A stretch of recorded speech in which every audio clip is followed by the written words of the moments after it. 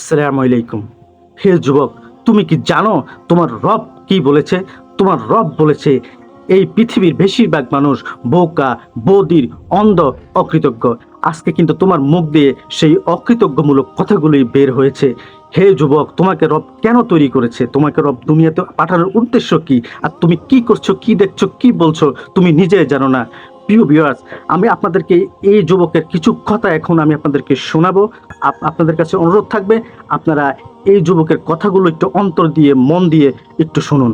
আবার ছোট একটা কোপা আমেরিকাও আমি কিনেছি 3,000 টাকা দিয়ে।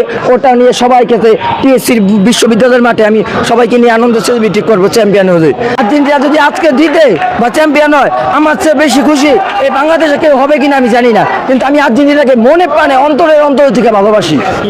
আর্জেন্টিনা যদি আইরা যায় আমি নিজে আত্মহত্যার ডিসিশন পাইছি আজকাল।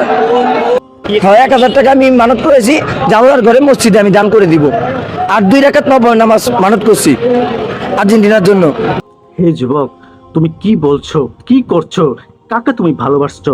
তুমি একটু বিবেক দিয়ে চিন্তা করো। তুমি তোমার মুখটাকে আয়নায় দেখো। তুমি আজকে কাকে ভালোবাসার কথা ছিল, কাকে অনুসরণ করার কথা ছিল, আর আজকে তুমি কাকে অনুসরণ করছো? তোমার একমাত্র মডেল, তোমার একমাত্র আদর্শ হলো রাসূলে আরবি সাল্লাল্লাহু আলাইহি ওয়াসাল্লাম। রাসূলে আরবি তোমাকে যা করতে বলেছেন তোমাকে তাই করতে হবে। রাসূলে আরবি তোমাকে যেই নির্দেশ দিয়েছেন সেই নির্দেশ তোমাকে পালন করতে হবে। তুমি আজকে কাফেরদেরকে অনুসরণ করছো, কাফেরদেরকে তোমরা অনুসরণ করছো, কাফেরদের পোশাক, কাফেরদের স্টাইল তোমরা আজকে ফলো করছো।